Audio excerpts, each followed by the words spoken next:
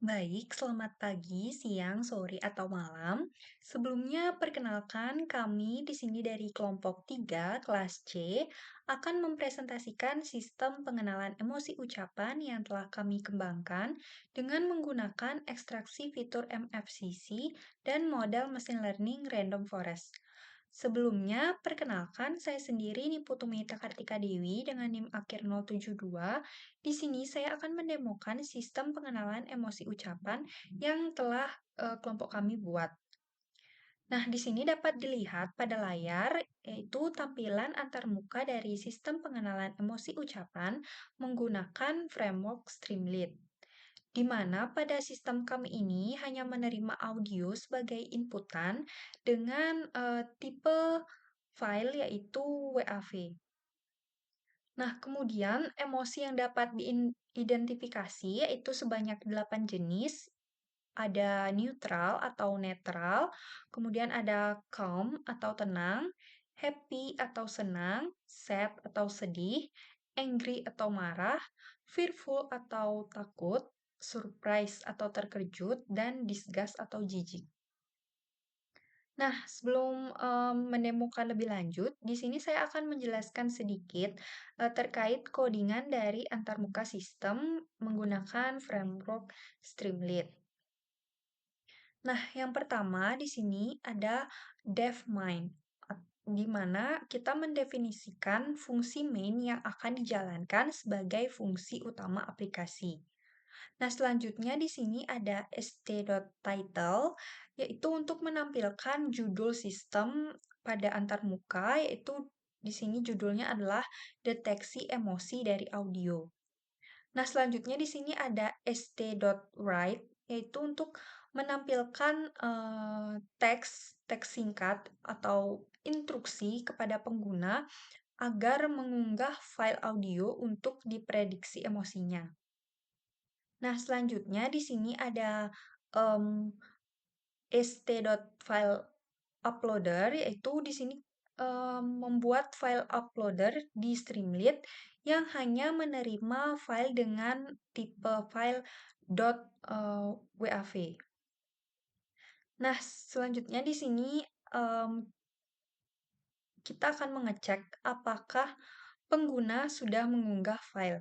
Nah, jika sudah, maka kode-kode ini akan dieksekusi. Nah, di sini ada st.audio, yaitu menampilkan player audio di Streamlit, sehingga setelah pengguna menginputkan sebuah audio, pengguna dapat memutar file audio yang telah diunggah. Nah, selanjutnya di sini memanggil fungsi save uploaded file yang tadi, yang di sebelah sini, itu untuk menyimpan file yang diunggah ke server dan mendapatkan path dari file tersebut. Nah, selanjutnya di sini kita memanggil fungsi load model untuk memuat model yang digunakan dalam prediksi emosi. Nah, di sini juga kita memanggil fungsi predict audio dengan parameter path file audio dan model yang telah dimuat untuk memprediksi emosi dari file audio tersebut. Nah, kemudian di sini apabila prediksi emosi berhasil dilakukan atau jika ada prediksi, maka di sini kita akan menampilkan hasil prediksi emosi pada antarmuka Streamlit.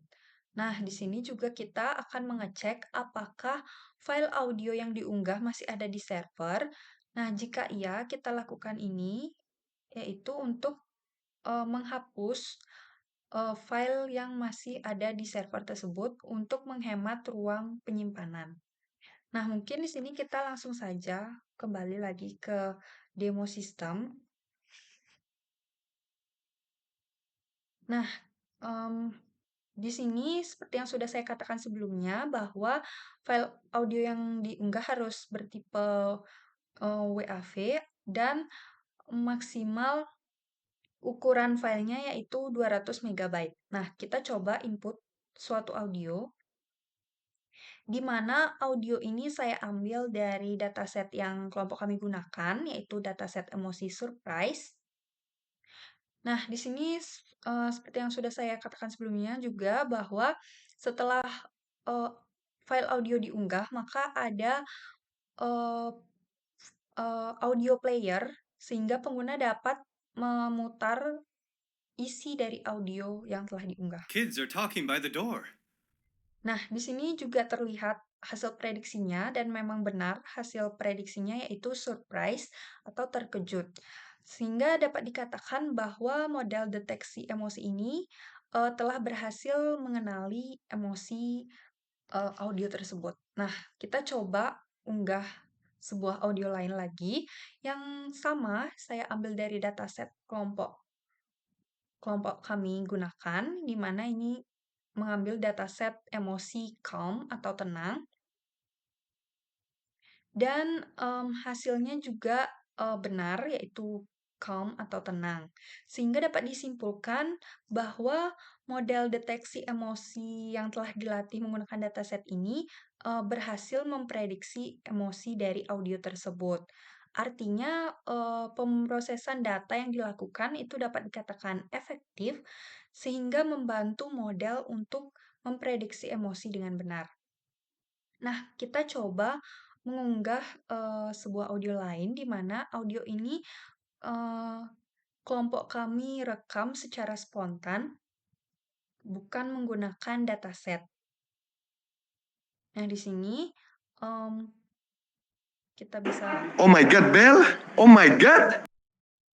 dan menurut subjektivitas dari kelompok kami sendiri, ini merupakan emosi surprise atau terkejut, namun di sini hasil prediksinya angry, sehingga dapat dikatakan bahwa model salah memprediksi ketika menghadapi data baru yang berbeda dari data pelatihan. Nah, kita coba unggah lagi satu mmm, audio yang juga kelompok kami rekam secara spontan,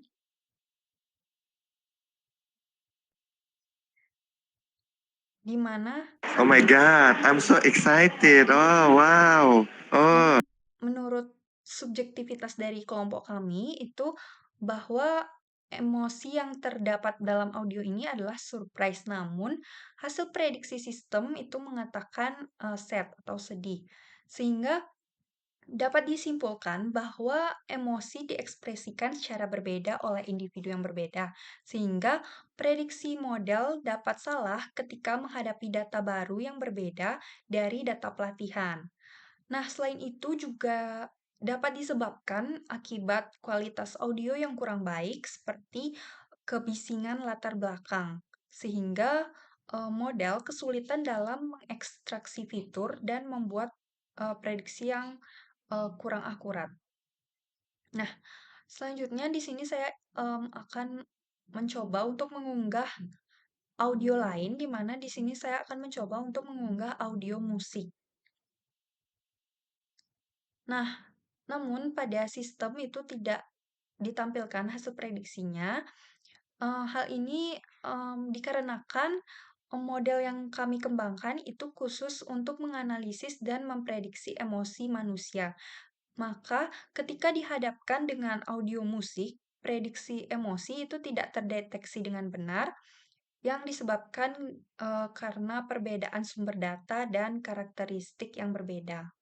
Baik, sekian yang dapat saya presentasikan terkait demo sistem. Untuk selanjutnya akan dijelaskan lebih lanjut mengenai dataset, ekstraksi fitur FCC, dan model machine learning oleh rekan-rekan saya.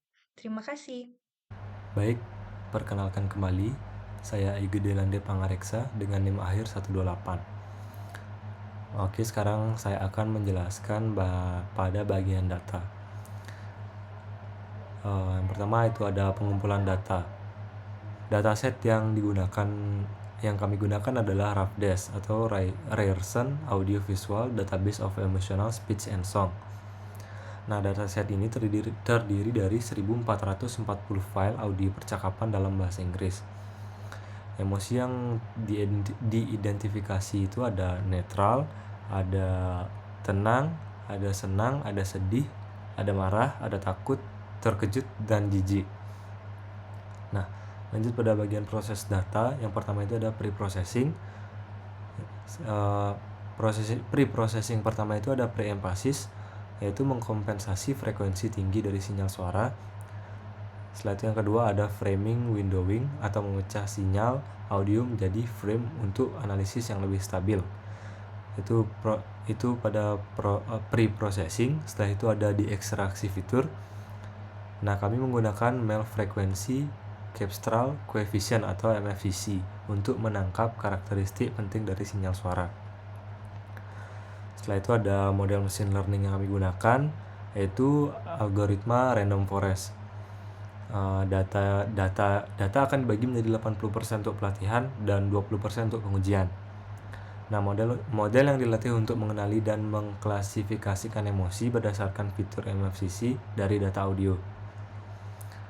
Pada evaluasi model, kami menggunakan metrik akurasi, precision, recall, dan F1 score. Confusion matrix untuk mengevaluasi prediksi model pada setiap kelas emosi.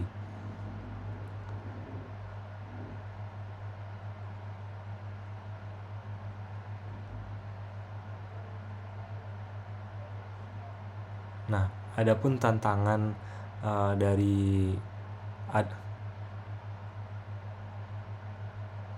adapun tantangannya yaitu yang pertama ada variasi bahasa, aksen, dan kondisi lingkungan yang dapat mengaruhi akurasi sistem. Oke, mungkin sekian yang dapat saya sampaikan. Untuk selanjutnya akan dilanjutkan oleh rekan saya. Terima kasih. Baik, selamat sore. Perkenalkan, nama saya Kadek Belvan Atagar Gita Satwikananda dengan NIM akhir 048. Di sini saya akan menjelaskan mengenai bagian ekstraksi fitur dari sistem yang telah dibangun oleh kelompok saya. Baik, jadi di sini kelompok kami hanya menggunakan satu metode ekstraksi fitur, yaitu MFCC. Untuk bagian ekstraksi fitur sendiri ada di bagian pembangunan model. Di bagian program juga ada untuk ekstraksi fitur audio yang telah di-input oleh user di bagian ekstraksi fitur ini. Jadi saat itu akan sama dengan yang ada di model. Jadi saat user memasukkan audio akan diekstrak fiturnya dan kemudian baru dimasukkan dalam model. Dalam pembangunan model itu sendiri, ini adalah ekstraksi fiturnya. Kami melakukan beberapa metode pre-processing. Pertama ada tahap pre-emphasis. Untuk melakukan pre-emphasis pada audio, menggunakan koefisien pre-emphasis standar 0,97 ini. High emphasis itu biasa digunakan dalam proses pemrosesan audio. Kemudian ini adalah bagian untuk ekstraksi MFCC-nya. Jadi pertama, audio akan dibaca menggunakan library Librosa. Librosa load itu untuk mendapatkan sample rate sudah ada, yaitu sample rate non itu menggunakan sample rate asli audio yaitu 48.000. Kebetulan data audio kami semua memiliki sample rate yang sama yaitu 48.000 Hz atau 48 kHz. Jadi audio akan dibaca dan didapatkan output berupa sinyal dan sample rate-nya. Nah, di sini kami melakukan pre-processing tambahan. Jika durasi audio lebih dari 4 detik, yang dinamakan dengan ini, 4 dikali sample rate, audio akan dipotong atau dilakukan truncate dan dijadikan 4 detik saja. Sementara, jika audio memiliki panjang kurang dari 4 detik, maka audio akan di padding. Padding menggunakan bit 0 sampai durasi sebanyak 4 detik. Nah, setelah itu akan dilakukan pre-emphasis terhadap sinyal audio tersebut, lalu baru dilakukan ekstraksi fiturnya. Nah, di sini kami menggunakan 13 koefisien MFCC dan sample rate dari audio itu langsung, itu 48.000. Jika berhasil, dia akan print shift dari MFCC-nya, dari hasil ekstraksi MFCC audio tersebut. Jika gagal, maka akan mendapatkan error dan di return MFCC-nya. Di sini kami melakukan mengekstrak melihat informasi file saja. Kemudian di sini kami melakukan mapping dari labelnya itu karena di audio kami menggunakan 01 sampai 08 sebagai label yang berarti seperti ini. Terlalu berkaitan dengan ekstraksi fitur. Di bagian sini kami membagi dua menjadi fitur dan label untuk pemudahan prosesnya nanti. Nah, ini adalah bagian yang melakukan looping setiap file audio yang ada di directory kami untuk dilakukan ekstraksi fitur. Jadi dalam folder kami akan terdapat 24 folder aktor. Dan di dalam 24 folder aktor itu baru terdapat file audio. Jadi dia akan lakukan 2 for loop, dan terakhir jika di loop kedua, jika file di dalam folder aktor itu berakhir dengan akhiran WAV atau formatnya WAV, yang berarti adalah uncompressed audio data, maka akan dilakukan processing. Jadi, kami mengambil nama filenya, dan kemudian melakukan ekstraksi fitur terhadap file tersebut. Jika ekstraksi fitur sukses, maka dia akan melakukan append atau menggabungkan ekstraksi fiturnya. Nah, labelnya sendiri itu diambil dari nama filenya saja. Mungkin sudah dijelaskan oleh rekan saya di bagian dataset, dia dari nama filenya tersebut yang akan diambil labelnya dan dimasukkan ke dalam vektor label. Seperti yang bisa kita lihat di bawah ini, setelah saya jalankan, ini melihat shape dan sample rate dari data kami. Jadi, karena kami sample rate dari semua audio kami adalah 48.000 Hz atau 48 kHz, bisa dilihat seperti di sini. Dia adalah 48.000 dan MFCC-nya itu memiliki shape 13 dan 376, yang berarti ada 13 kolom koefisien dan 376 baris. Nah, 376 itu sesuai dengan rumus. Ini kami tidak melakukan definisi terhadap aspek yang diperlukan di sini dan menggunakan default-nya. Jadi ini berkaitan dengan hop size, hop length-nya, dan juga sample rate dan durasi. Di sini sample rate itu sudah mengikuti yang ada itu 48.000 Hz. Durasinya kami menggunakan 4 second untuk semua audio. Sehingga dia akan mendapatkan jumlah sampel utuhnya 48.000 kali 4, yang berarti 192.000.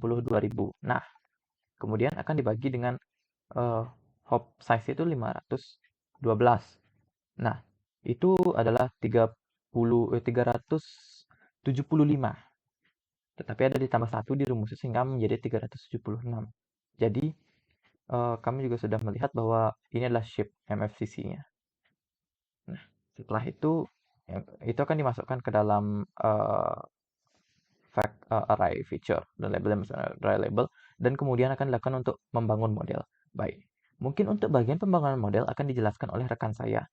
Sekian penjelasan yang saya dapat berikan terkait dengan ekstraksi fitur dan juga shape dari fitur kami. Oh ya, ini adalah shape untuk fitur dari setiap file audio, bukan untuk seluruh seluruh vektor fitur dari seluruh data audio, sehingga nanti data total itu ada 1440,13,376.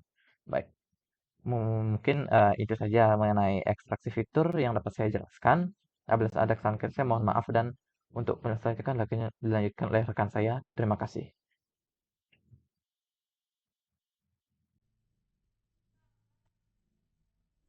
Baik, perkenalkan kembali, saya Nima Dewi Praranamratnayu dengan NIM akhir 042.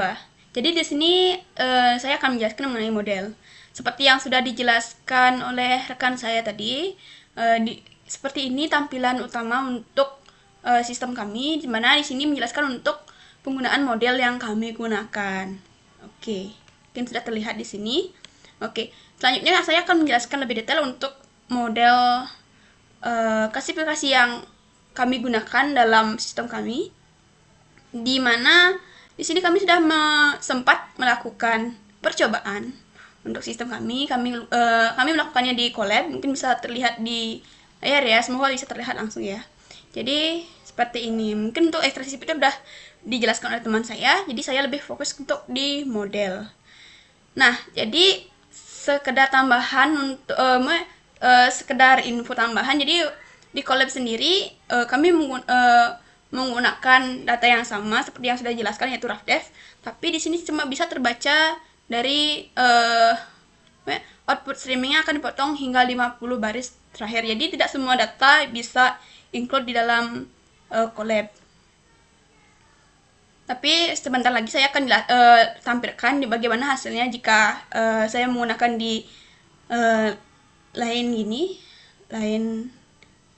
kode editor.